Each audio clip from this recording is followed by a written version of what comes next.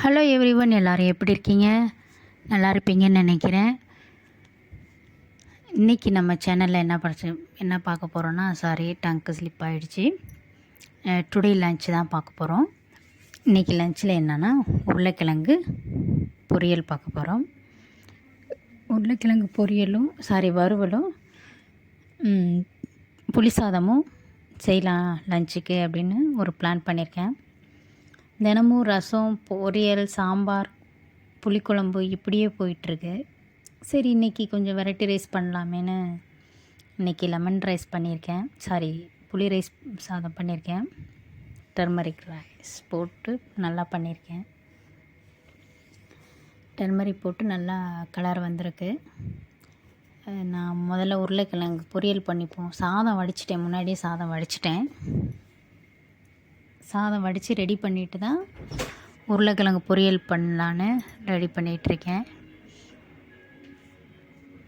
சின்னதாக கட் பண்ணிவிட்டு எண்ணெய் ஊற்றி சீரகம் போட்டுட்டேன். கடுகு உளுந்தம்பருப்பு போல் சீரகம் போட்டுட்டேன். அப்போ தான் அது சீக்கிரம் ஜீரணம் ஆகும்னு சீரகம் போட்டு நல்லா மிக்ஸ் பண்ணி விட்டேன். மிக்ஸ் பண்ணிவிட்டு நீங்கள் இப்போ பார்த்தீங்கன்னா மிளகாத்தூள் போட்டேன், மஞ்சத்தூள் போட்டேன். அவ்வளோதான், இந்த 2 தூள் தான் போட்டேன். மிக்ஸ் பண்ணி மூடி வச்சுட்டேன். 5 to 10 மினிட்ஸில் அது வெந்துருச்சு, ரெடி ஆகிடுச்சு. ஸோ இதுக்கப்புறம் கொஞ்சோண்டு சால்ட்டு போட்டுட்டேன், உப்பு போட்டு மூடி வச்சிட்டேன். இதுக்கப்புறம் முன்னாடியே நான் சாதம் வடித்து வச்சுட்டேன்னு சொன்னேன் பார்த்தீங்களா, புளி கரைசல் ரெடி பண்ணலான்னு ரெடி பண்ணிகிட்டு இருந்தேன். அப்புறம் இதை மூடி வச்சுட்டு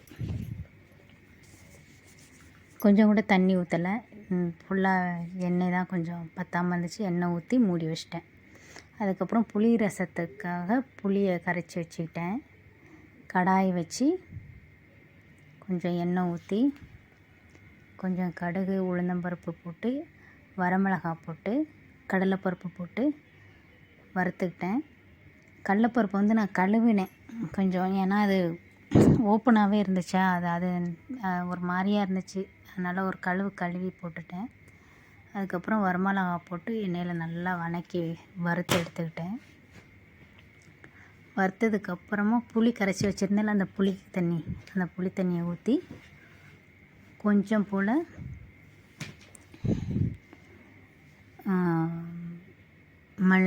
மஞ்சத்தூள் போட்டேன்.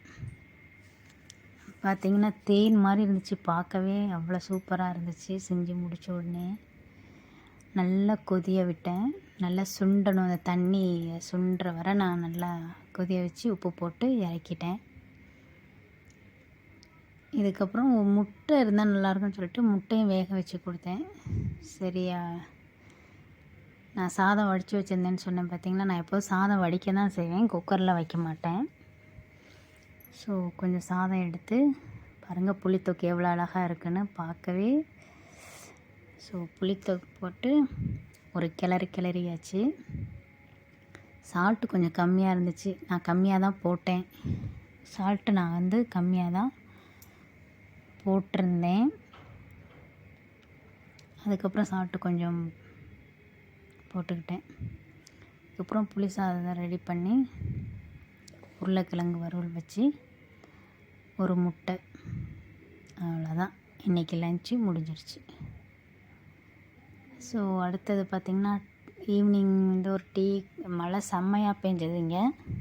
காஃபி டீ குடித்தா நல்லாயிருக்குன்னு தோணுச்சு.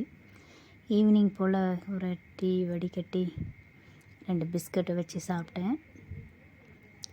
அவ்வளோதான், இன்றைக்கி ஈவினிங் ஸ்நாக்ஸ் ஒன்றும் பண்ணலை. கொஞ்சம் சர்க்கரை போட்டுட்டேன்.